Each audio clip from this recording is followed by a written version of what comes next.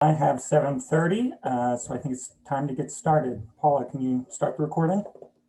All right, looks like we're good to go. All right, I ask that everyone please join me in saying the Pledge of Allegiance to our flag.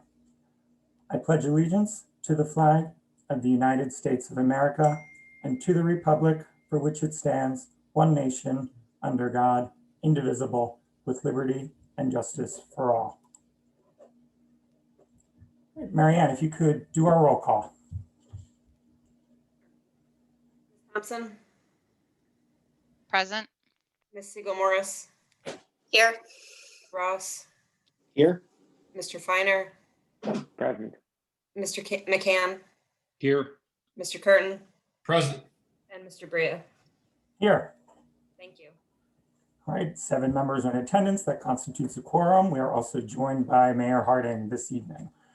First on our agenda is community announcements. This is an opportunity for any members of council to share an item for the public good. Any members of council or the mayor have an item to share under community announcements? Hearing none. Any from the public?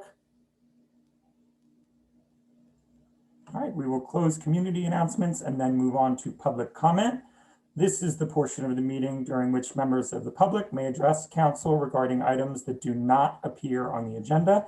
If you wish to address council about an item that does appear on our agenda, you will be given the opportunity to do so during council's deliberation of that particular business item. Members of the public are asked to please state their name and address for the record. And in order to be recognized, I ask that you utilize the raise hand feature in Zoom. We have any public comment tonight? I see a hand from Dr. Perlmutter. Unmute yourself. Go ahead. Thank you. Dawn Perlmutter, 18 West College Avenue. First of all, I would like to recognize the 2 FBI agents that were killed in the line of duty today. Special Agent Daniel Alphin and Special Agent Laurel Schwarzenberger were killed while serving a warrant on a child pornography case in Florida. 3 other agents were also wounded. It's really, human trafficking and sex trafficking is really difficult work, and I just thought it was important to mention their names. In regard to Yardley Borough, I just would like to bring up a few things. One, it goes to the calendar again. I brought this up before. There's a number of meetings that are coming up, the HARB meeting, the Planning Commission, and the Sewer Authority. Any meeting that's not scheduled on the night of the council meetings never has a link. So the public's unable to attend when there's no links to those meetings. So I'm hoping that that can be taken care of. Another thing is the zoning hearing meetings. For some reason, they're not being videotaped anymore. So again, the public doesn't have an opportunity to see these meetings. And I think zoning more than anything is really important because especially for people in the floodplain, because you're required to get variances for almost anything you do. And a lot of times, well, the process is extremely expensive and a lot of things are denied. So I think it's really important that I don't understand why those hearings are not being publicized anymore. It's really difficult to attend with the number of seats that are in there physically. And just the last thing is that I brought up at the last meeting, I mentioned the lawsuit with corruption and cronyism. I would again like to emphasize that the zoning meetings, it's important to have transparency because as I brought to your attention, most of the corruption comes through zoning, code enforcement, and building. The honest residents go to those meetings, spend a fortune, get denied, and other people, lots of other obvious construction right next to Borough Hall is just completely ignored. So I think if you're going to have some residents who are already in the floodplain who have to meet all those requirements, that people that are doing it without asking permission and getting away with it, it's not right, needs to be addressed. Thank you. All right, thank you, Dr. Perlmutter. Is there any follow-up from council? All right, hearing none, I'll ask for further public comment this evening.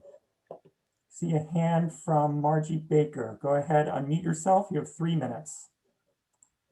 Hi, my name is Margie Baker, 31 Lookover Lane. I just had a follow-up question to last meeting when we were talking about the lawsuits, and I believe you said that any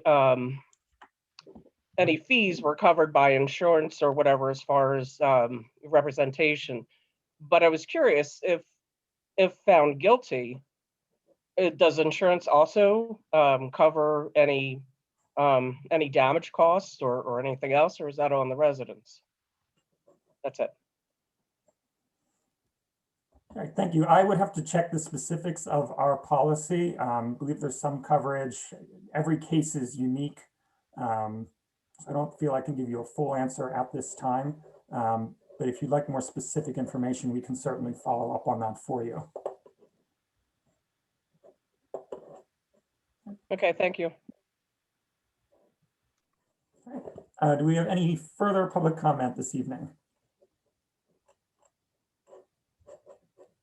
All right, going once, going twice, and I see none, so I will close the public comment portion of the meeting. Next up, item 6 is consideration of our consent agenda for tonight, February 2nd. There are a number of items on the consent agenda this evening. Approval of the minutes from last meeting, bills list dated for today. There are 3 certificates of appropriateness, 21-1 at 146 South Main Street for a shed, 21-2 at 37 South Main Street, 21-3 at 10 North Main Street. Those are for signs. And there is an event permit for a cornhole league, February 2021.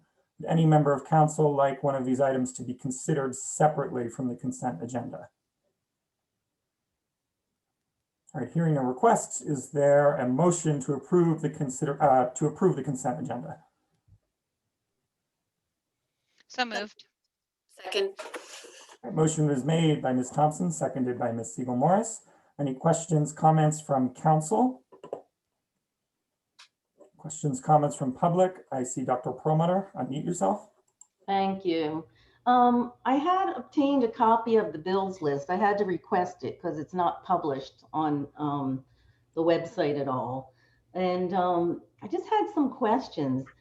You're voting to approve the bills, but on the list, a lot of them have already been paid prior to the meeting. So I'm not sure how that works if you're voting to approve something that's already been paid. I can answer that. Oh, go ahead. Yeah, So the checks have been cut and but they aren't signed and sent out until the bills list is voted on. Oh, thank you. I had another question. There's a number of blank lines where large amounts of money are going. That seems kind of odd, especially again with allegations of corruption. It seems odd that you would have blank lines not naming what those monies are going to. There was also a check number 19039 to P. Johnson. Is that Paula Johnson? And what would that money be for? So I'm taking a look at it now. Give me a second. I'm going between two screens. So I do want to note also that we have some payments that are on automatic payments, so they may be paid ahead of the bills list. Those are routine things like electrical bill, water bill, that sort of thing. Regards to these blank lines, this looks like a ledger from the account. So I see some items on here that say deposit. Those aren't bill payments. Sorry, your final question. We do at times reimburse employees for expenses. Could be office, it's a variety of things, right? Could be office expenses, could be reimbursements, healthcare related. If you have specific questions, again, this is all right to know stuff. You can obtain copies of invoices. I would suggest following that course of action if you need more specific information Okay, thank you. Thank you. Are any further questions, comments regards to the consent agenda? Hearing none, I'll call the question. All those in favor, please signify by saying aye. Aye. Aye. Any opposed? Any abstentions? Hearing none, motion carries 7-0. Moving on now for Chief Kelly's report. Thank you, sir. Can you hear me? Okay. I have statistics for January 2021 for the police department. We investigated 540 calls for service, issued 4 parking tickets, issued 53 traffic tickets, issued 1 non-traffic ticket, investigated 6 traffic accidents, and made 1 arrest with no arrest for DUI this month. I also wanted to thank the mayor for the opportunity to host Yardley Borough on air today. In his absence, I interviewed former Yardley Borough police officer Harry Barnes, who served with us in the mid-1980s, and I interviewed Corporal Adam Clark, who is currently serving with us. And I want to the mayor can rest assured that his job is once again safe. And that concludes my report. Thank you, Chief Kelly. Any members of council have questions? Hearing none, we will move on to our engineer's report. Hi there, can everyone hear me? Wonderful.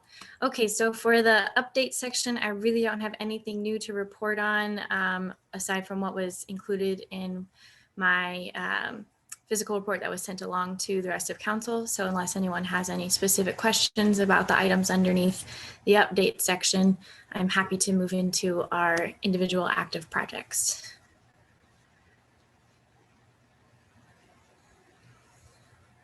I see Ms. Perlmutter's hand is raised. Yep, go ahead, Dr. Palmer. Thank you. Just following up from the last Public Works meeting, where you reported on where the Vault Tap Room is, where Silver Lake Creek, the erosion problem with the waterfall and everything.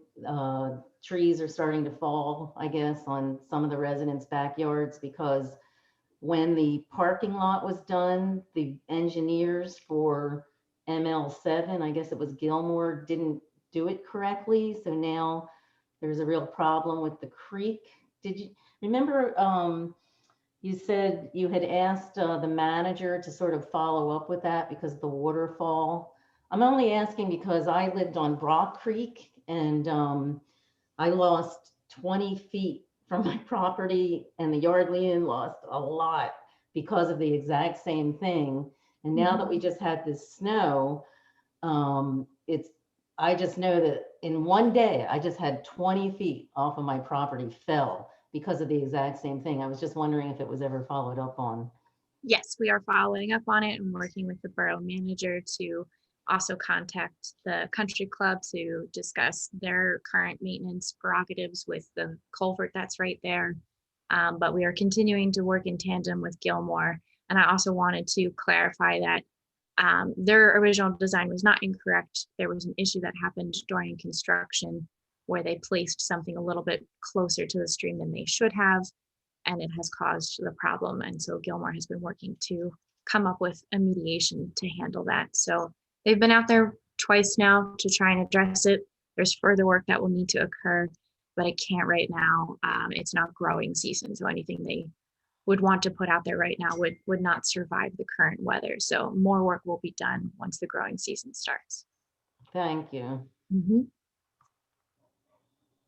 All right, thanks. I guess we'll move into the updates. Sure. Okay, so we will start with the Mary Yardley Bridge replacement project, because that's the only one I really need you guys to kind of make a decision on. So at one of our last Public Works meetings, it was brought to our attention that another township was able to put in an aluminum bridge at a much cheaper cost than what we have been quoted so far with Gator. So we reached out to this company to get more information about what their product is. And there are a few differences. And so at the moment, we're not quite sure if there would be a cost savings to go with them. One of the biggest issues is the fact that they do not have any type of internal capacity to paint the parts of the aluminum bridge to be within the Brown family, as is what we came to agreement upon with PHMC, as well as DCNR, to meet the requirements with us being within a historical district, even though our bridge itself is not historical. So we would have to find somewhere else that would be willing to paint the individual parts. And since this is such a small little pedestrian bridge, most of like the typical companies that go out to paint like the Walt Whitman Bridge or things like that have had no interest in helping us with this. But they suggest that maybe we reach out to like an auto body part dealer type thing. But that would require some more time on our part to further research that. But yes, the bridge itself was close to nearly half the cost of the one from Gator Bridge. However, that did not include decking. We would have to do that ourselves, which would be like additional $5,000. And then installation would be different because it literally comes in pieces and we would have to install in place. So like I said, at the moment, it isn't clear if there would actually be a cost savings yet, but I kind of wanted to get permission from you guys to continue digging into that since it's kind of out of scope of what was already a part of this project.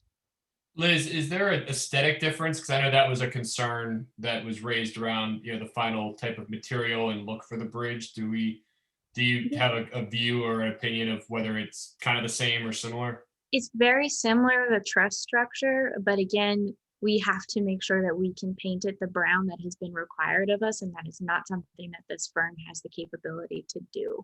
So it would be on us to figure that out. And beyond that, obviously, we're fitting a large part of the bill, so the cost is us, but does another party like the Delaware Canal itself or Friends of the Delaware Canal, are there other parties that would have to sign off on this if we were to change the type of bridge at this point? As long as we're not changing the overall feel of it, as in we figure out a way to get it painted, no, I don't think it would derail any of the existing things that we have set up. But the only other thing that our structures group had a slight concern about was that the loading that this type of bridge is rated for is half of what we were currently utilizing. We are not subject to AASHTO standards or the International Building Code, but we like to stay within them just because it's a little bit safer. And that if there was going to be multiple people on the bridge at the same time, you would want it to be able to withstand those. But I was told that the loading that it can handle is sufficient for what our use is, but it does not meet those typical standards that we usually use as a go by. Thank you. I see Susan's hand is raised. Yeah. You're muted. There you go. I do believe that it would be prudent to show any change to the Delaware Canal State. Oh yeah, we definitely would, but I don't think they would change their mind if we are able to stay within painting it and whatnot. Yes, of course. Yes. So I just wanted to kind of understand. I mean, what I'm getting from you is essentially, perhaps if we came across this option in the beginning, there could be a savings realized. But at this stage, it doesn't sound like there's anything substantial to be saved. And we have to weigh that with the fact that we need to get it done. And I'm a little worried, unless, if we could point to like a range of a number that you think we could save doing it this way, then I'm all ears. But if it sounds like it's going to be more or less the same, it seems to make no sense to change direction. However, first, let me just thank you very, very much to you and to RVE for providing us with a Gantt chart. It's extremely helpful, and I really appreciate you doing that. And I love to see that for all projects. It just makes it, I went through this, it's not hard to understand. And, it just, anyway, so It adds Um, clarity. It certainly does. It just adds a lot of clarity. I think the one thing this brings up for me, and it's kind of a separate conversation, but I just want to bring it up in the context of the bridge, is that I read recently that when governments build low-income housing, the Mhm. cost per square foot ends up being sometimes as much as twice as much as when the private sector builds like nice, like, you know, Yeah, housing that they're planning to sell. yeah, And, that's mostly you know, because of prevailing wages. yeah, you know, I think it's a lot of factors, but I think for us, being a small borough, we essentially depend on grants and community support for everything that we do. If we can find ways to do things like this for less, to think through, you know, and that requires all of us. I mean, maybe I'm stating the obvious, but there has to be, in my mind, there has to be a way to not be stuck in that government overpayment for everything place. And when I look at it, I'm like, well, we're paying, you know, $250,000 for a footbridge. And it's just, you know, I mean, I think we don't have any other alternative, but I do think that we can rethink for the future. There must be ways of getting this stuff done for less than that.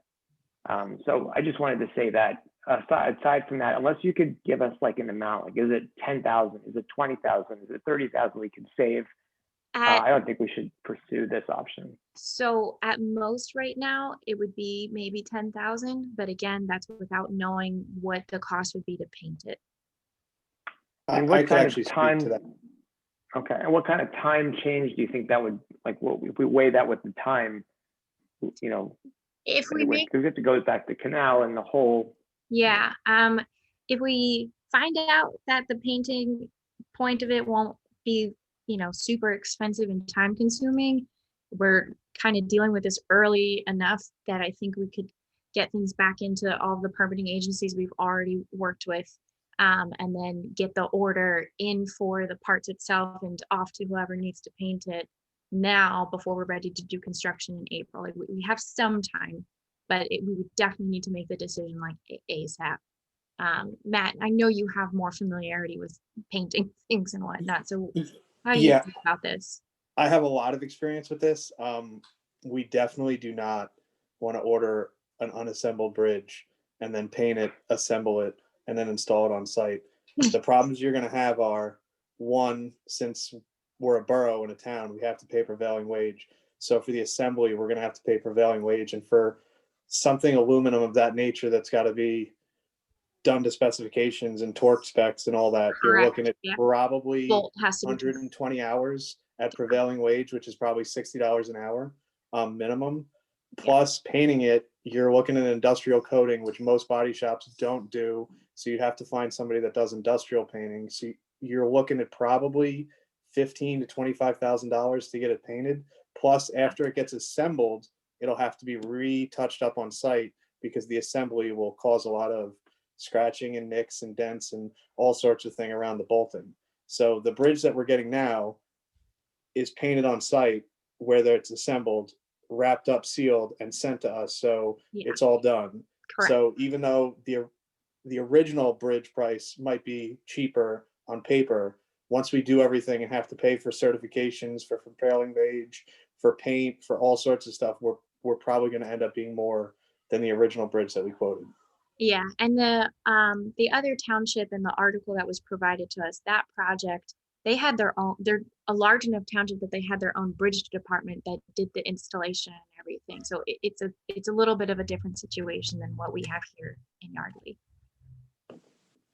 Thanks. It's sounding to me a little bit like the phenomenon that you run into when you try to fly a discount airline, right? Where you get where you get the Yeah, you're right. Yeah. It's cheap up front, but you add on when you check your bag and when you do the overhead and when you order a Sprite, and it's sort of right. By the time that you've gotten there, you haven't really saved money. Yes. And no disrespect to our friends in Frontier that are flying overhead.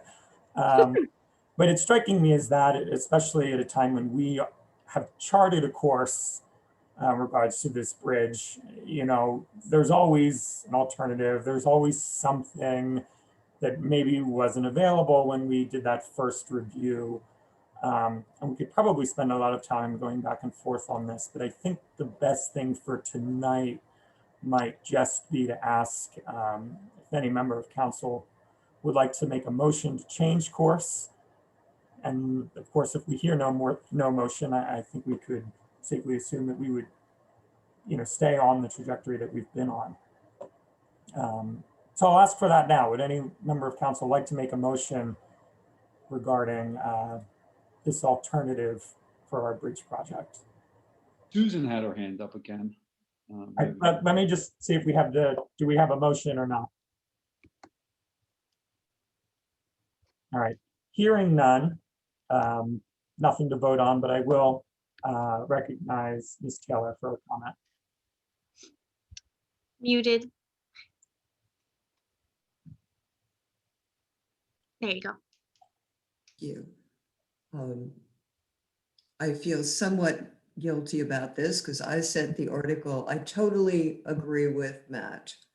And quite frankly, if I had done the inquiry after they said we don't paint, I would have said thank you very much and ended the conversation. It's a very basic thing, and hopefully not a lot of engineering fees have been run up on this quest. No, that was the point of tonight. To be like, before I dive further into this, I want permission. No. But wanted to do due diligence because it was quite an article to read through to see how cheaply they were able to do it, but they seem to have very different circumstances than we do. And Always better to have more it's a information. non-starter. So, all right, hearing no motion, I think we can say that we'll just stay on our original course in regards to the bridge. Are there any other updates on that particular? Thank you. Just want to say thank you for at least doing the due diligence. I think it's good that we make sure we consider all the options. Definitely, especially since, our firm personally doesn't have a lot of experience with aluminum pedestrian bridges. We've mostly done steel and the FRP, and this aluminum option was something that was brought to our attention to try and have a compromise about what we wanted the character to be along the canal. So we were more than happy to look into it, but I don't think it's the right way. So I'm happy that this is our decision. So yeah, other than that, there are no other major updates for Mary Yardley Bridge, just that we are expecting to get a decision back from DVRPC on the grant in the near future. They were supposed to meet up last week to make their decision. So hopefully I have good news by the next meeting. And then no movement on PICO at the moment. We're still waiting for them to tell us where they stand with the offer that we provided. And then North Main Sidewalk, I was just sent our package today to respond to the HOP comments that we received. And as soon as I say it's good to go, we'll be resubmitting that. So that should be happening before the end of the week. So we are very much in line with the schedules that we wanted for all of our active projects.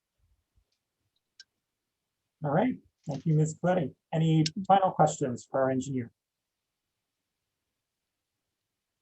All right, hearing none, we will move on to Ms. Johnson for our manager's report. Besides my report that I already submitted, I just wanted to commend our snowplow contractor on his job with his crew that he did with this huge storm. The chief and I toured every street in town and we saw no major complaints at all. I think they did a great job considering how big the storm was. I want to remind residents, if you have hydrants in front of your houses, please help the fire department and clear them out a little bit. And also there will be no trash pickup tomorrow. Everything is going to be done on Saturday. So it'll be trash and recycling this week only, just Saturday. And that, one more thing, Wes has an announcement. So Wes, are you here somewhere? Yes, ma'am. Last week, we sent in our annual recertification for the CRS program. It was received by FEMA on the 27th. I don't expect there to be any issues with that. So we continue to march forward. And that concludes our report. All right, thank you, Manager Johnson. See a question from Ms. Perlmutter. Yeah, I just have a quick comment.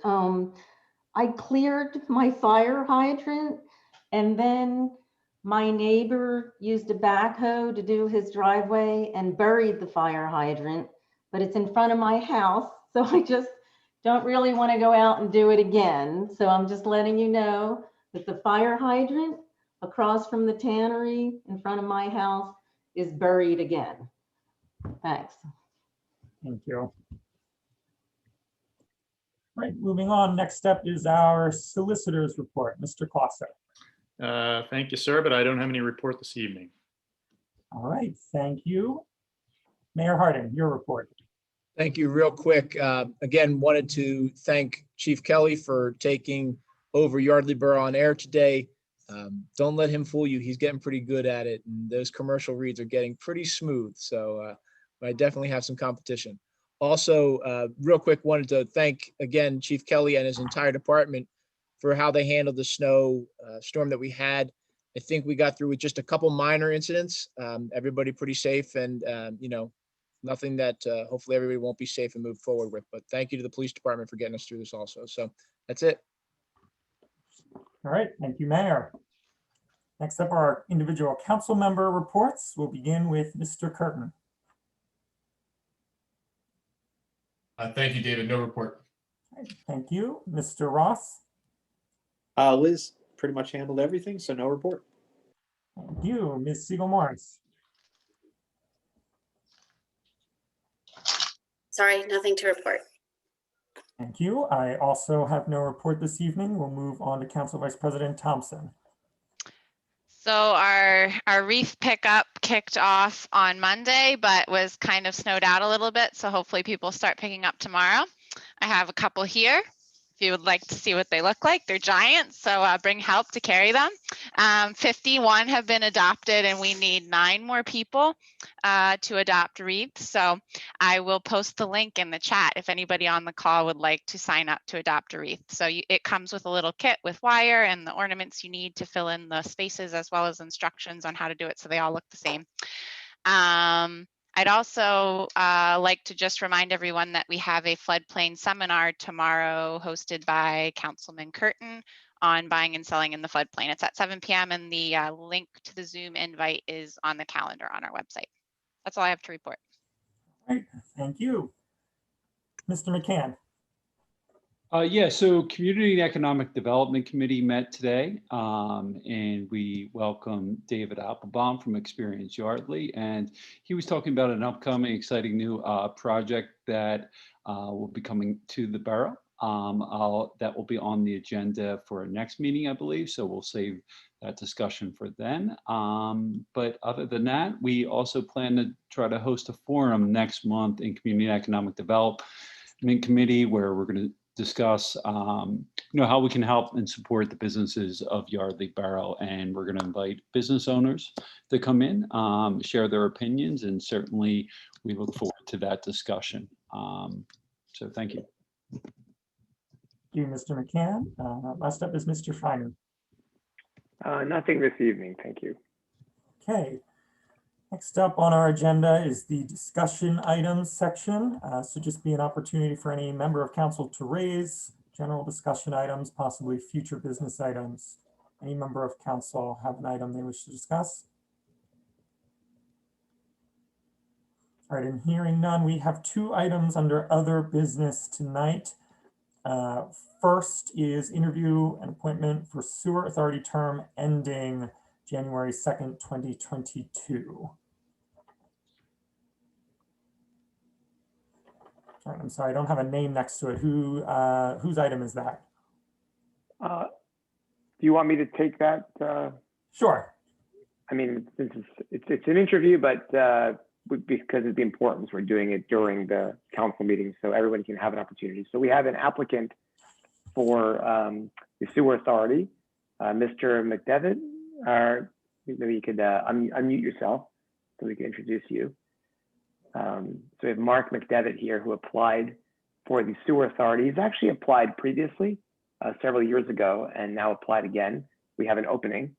So I think wish the best mechanism is just to go around to all the council members and give everyone a chance to ask a question or two. And I can kick us off. First, welcome, Mr. McDevitt. Thanks for joining us and for your interest in applying. Yes, And hello, my everyone. So I guess my question for you, having read your application, is, and I love that you said that the sewer systems engineering is fascinating. It shows excitement in working with it. I saw that your back. What's that? Oh, very passionate about the sewer system. That's awesome. My question for you is, looking at your background, you seem to have background in areas of budgets, reporting, laws and regulations, government and agency practices. These are all really important aspects. Do you have any background in anything related to sewer engineering or other aspects that you could just shed light on why you think you'd be a good fit for this role? Okay. I don't have specific experience in sewer systems, but I have experience in systems in general. Systems in general all have very similar characteristics. They have inputs, outputs, processes, parts, issues, and a surrounding environment of greater questions of future planning, et cetera. So I would apply my knowledge of systems in general. And I feel like in my capacity with the state of New Jersey, I was an expert in caseload management systems. And although in those systems, you're processing people, you're giving them services, you're remediating some of their deficiencies, giving them skills, et cetera. They go through the process to exit in a better condition. And so anyhow, systems have very similar characteristics, which I would apply to the sewer system. Okay, great. Thank you very much. And I'm going to just move on to the next person. Do you want me to call on someone, David, or do you want to just? Yeah, I can take it, and we'll go down in the line in the same order that we do our council member reports. Sounds good. So, Mr. Curtin, do you have any questions for our applicant? No, just briefly, Mr. McDevitt, thank you for applying. I think we appreciate whenever anyone in the community is willing to dedicate their time, especially to something, as important as sewer right now with what's going on. Just curious if you had any thoughts, and I appreciate you're not on the committee yet and you have the right to change your opinion as you get more educated, but just at a high level with what went on in Lower Makefield and the decision they made around privatization, and also as it relates to the building of a new facility to replace the wastewater treatment facility in Marshville that needs to be replaced.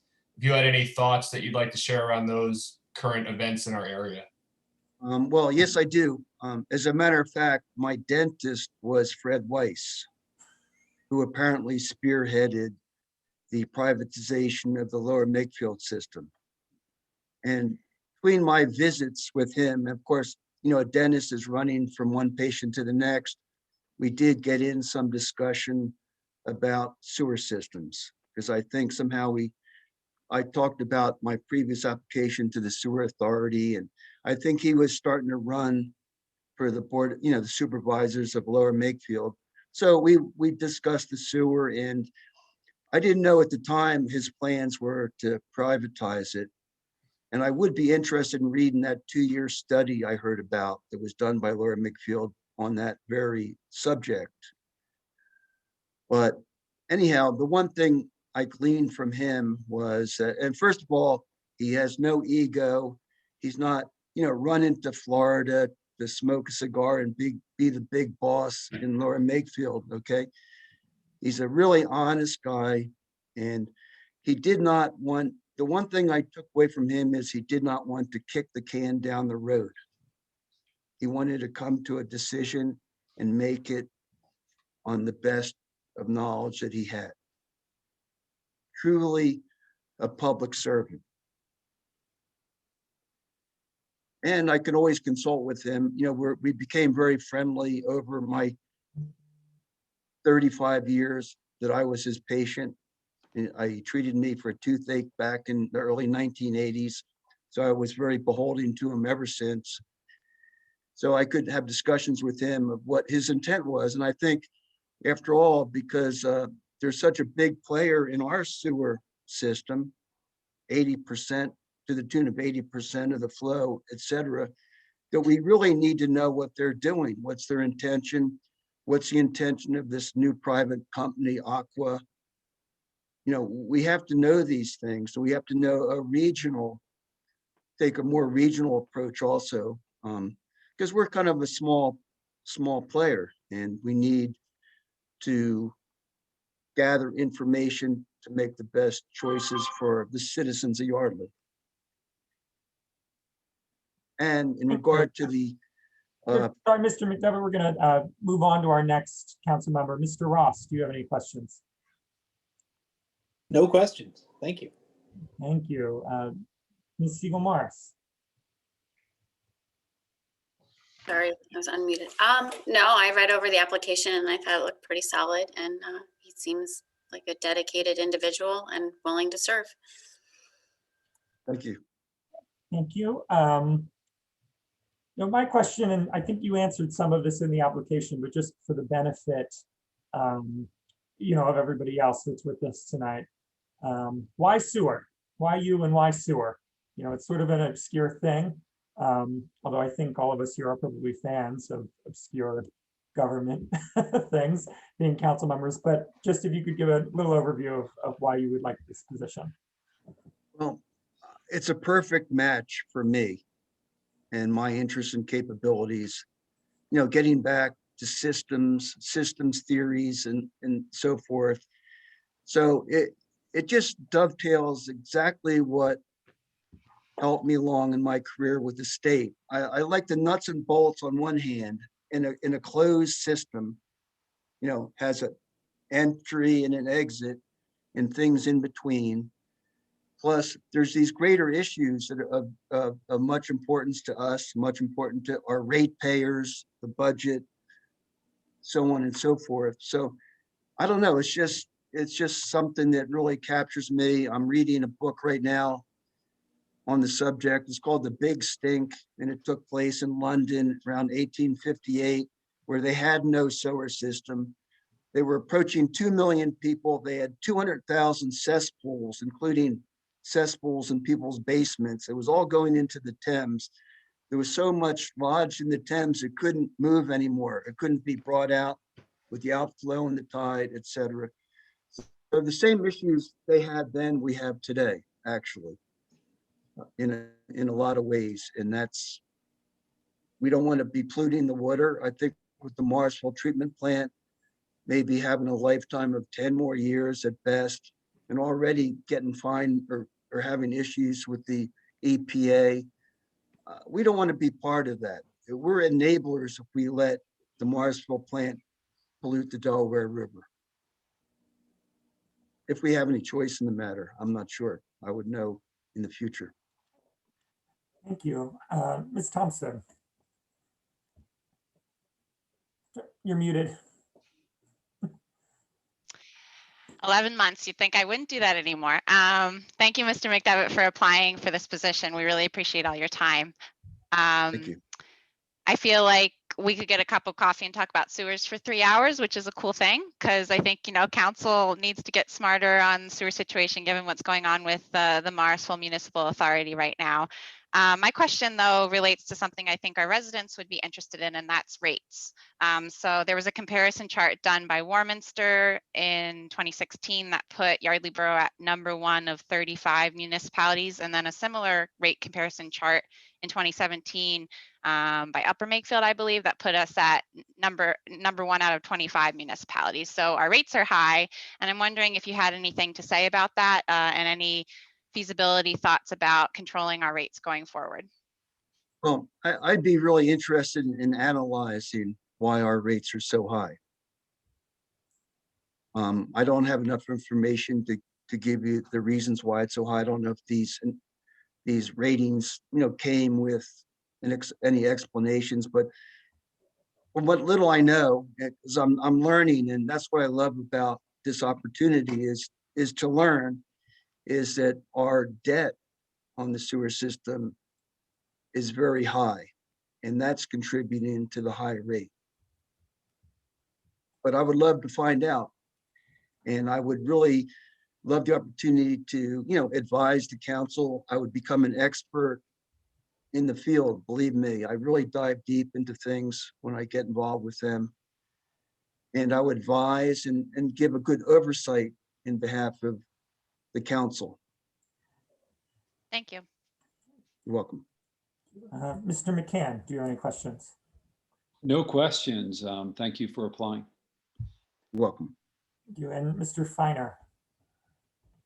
Well, I think we should also give the mayor an opportunity to ask a question as well. So I want to just, Mayor Hardin. Mr. Finer, I appreciate you thinking about me, but I'm good. I appreciate all the council's questions and just listening and appreciate, of course, Mr. McDevitt coming forward. So thank you. Okay, great. You. Well, if everyone has gotten a chance to ask questions, I think I'm ready to make a motion. So I'd like to do that at this point. Does that sound good? Or do we need to get public? I think we can make the motion and then entertain comments from the public. Okay. So I'd like to make a motion to appoint Mr. McDevitt to the Sewer Authority. Second. All right, motion was made by Mr. Finer, seconded by Mr. McCann. Are there any, we've obviously done comments and questions from council, but do any members of the public have questions or comments for our applicant this evening?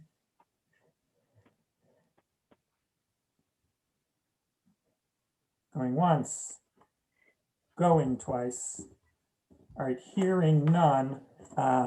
Marianne, I'm just gonna ask that you do a roll call for vote of this nature. Mr. President, I think we should specify the term ending date in the motion. So if Mr. Finer would modify the motion to that effect, just so it's in the record. Yeah, actually. Yes, yeah, it's on our agenda. It's January 2nd, 2022. Yeah, let me just get that one page up. Oh, till January 22nd of 2022. Is that right? But you're amending the 22nd, yeah, I don't have appointment through January 2nd, 2022. Okay. Any objections to the amendment? All right, hearing none, so we now have the amended motion on the floor. So now we can return to Marianne for that roll call vote. Thompson, Aye. Ms. Siegel Morris, Aye. Mr. Ross, Aye. Mr. Finer, Aye. Mr. McCann, Yes. Mr. Curtin, Aye. and Mr. Bria. Aye. Thank you. Great, congratulations, Mr. McDevitt. Thank you very much. Congratulations. Thank you for wanting to be of service to the community. We really appreciate it. Thank you. And You I won't be appreciate that you've disappointed. read the big stink because I haven't read it. Now I know it exists and I'll be looking It's a little into that. tedious, but it is very interesting. And while I'm here, just if there are any other members of the public here that are interested, we're short on members of the Planning Commission, so there are other opportunities, and we're always happy to entertain and to. It's always helpful to the community for those who want to step up and play a role. So if you have interest in serving, please don't hesitate. Yes, thank you. And I will echo that. I think it was at our last council meeting, we talked as a council a little bit about Planning Commission and the option to go maybe down to 5 members from 7. The Planning Commission, members of the Planning Commission have expressed their desire to see that commission kept at 7 members.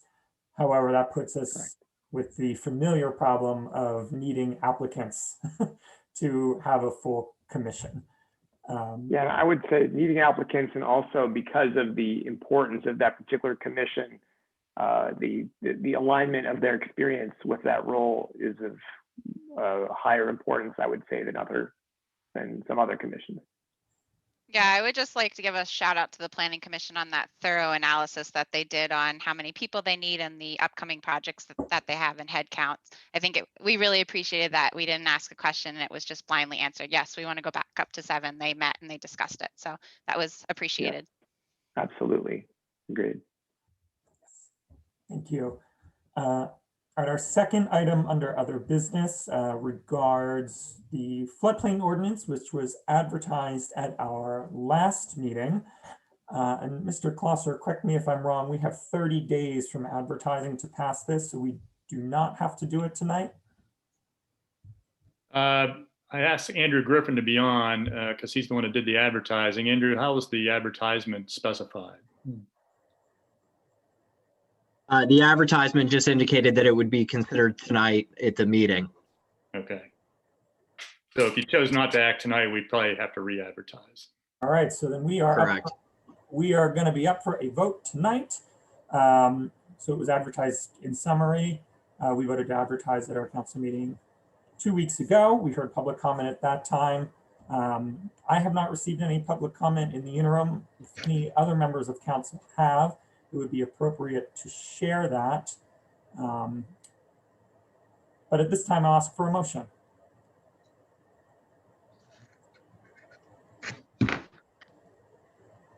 So moved. Oh. Go ahead. Second. All right, so that would be a motion to adopt ordinance number 489, which is amendments to the floodplain ordinance, made by Mr. McCann, seconded by Ms. Thompson. At this point, are there any questions, comments, discussion from council or the mayor? Questions, comments, discussion from the public? See a hand from Ms. Perlmutter. Go ahead, unmute yourself. Thank you.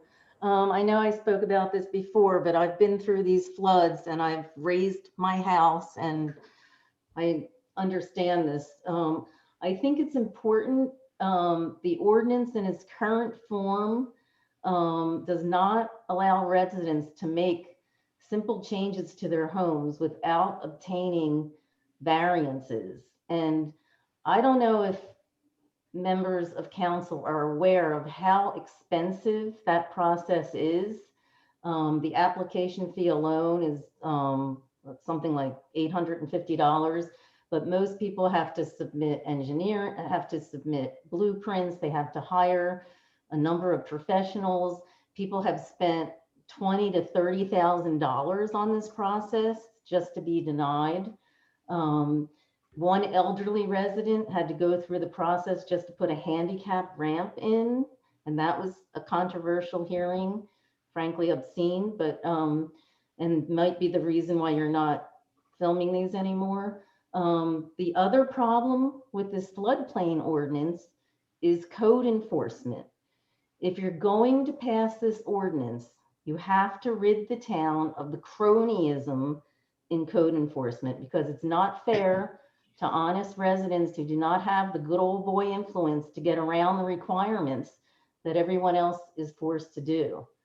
Also, with the lawsuit alleging cronyism and corruption, I think it's really important that an external forensic audit is done of where those FEMA monies went, because you're about to pass an ordinance that's going to really be a hardship for a lot of residents, like almost half the town.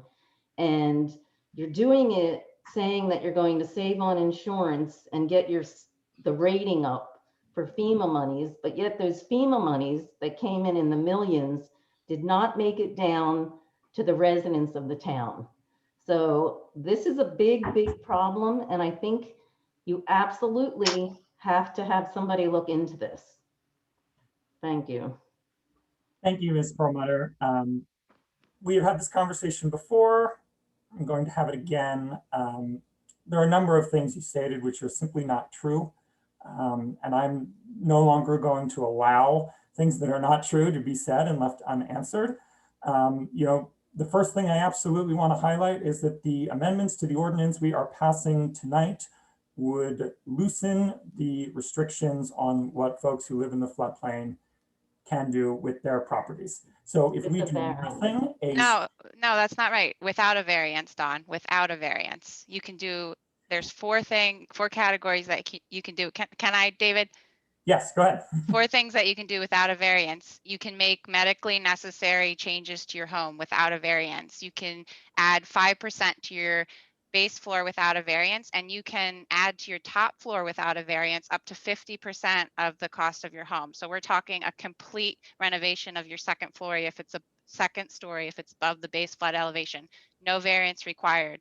And you can also relocate existing buildings and structures on the same lot further away from the waterway without a variance. So I think the biggest thing that people have wanted to do, put an addition on their home, can be done without a variance if this floodplain ordinance passes.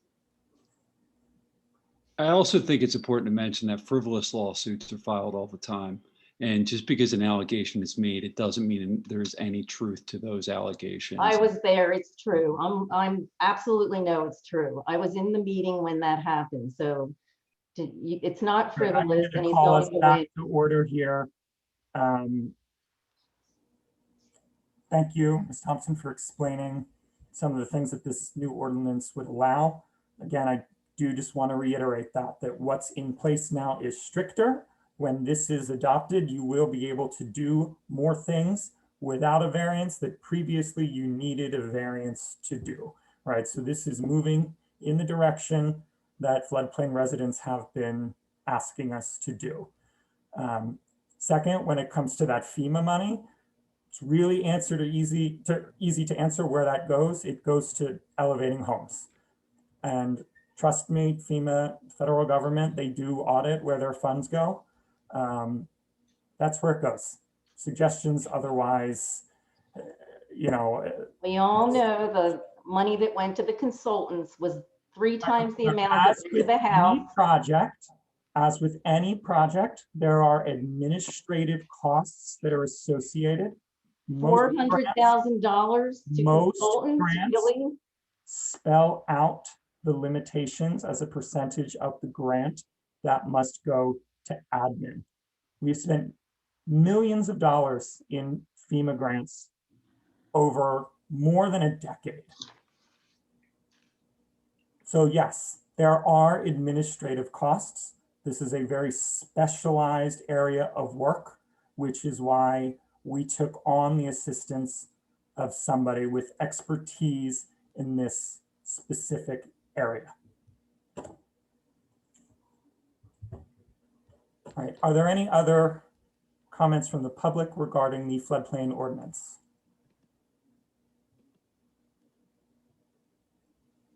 All right, hearing none, we will. I'd just like to add as a member of council that I appreciate the work. I believe this was a 2-year process. And I think that there's a lot of opportunity for public input during that time. And I think that you all did a lot of work on it and took a holistic viewpoint of balancing both sides. And I'm happy to see that you have done that and to step it. It's definitely a movement in the right direction. Thank you. And David, I just wanted to piggyback on that statement. I do believe this is something that process was followed. There was a lot of work with the planning commission on this as well. And this was a journey and asked for a lot of input from the residents over time. We tried to do, improve something for the residents of this borough. And it was considered over a long period of time. And I wanted to recognize that fact because I think it gets derailed of how important this was and, how many people have looked at this and, not just our council, but previous councils as well. Thank you. All right, if there's no further comment, I will call the question. All those in favor of adopting ordinance number 489, please signify by saying aye. Aye. Aye. Are there any opposed? Any abstentions? Motion carries 7-0. All right, and unless a member of council has another item they wish to raise at this time, I'll ask for a motion to adjourn. So moved. All right, I heard at least 2. All in favor? Aye. Aye. Thank you, everyone. Have a good evening. Bye, everyone. Thank you.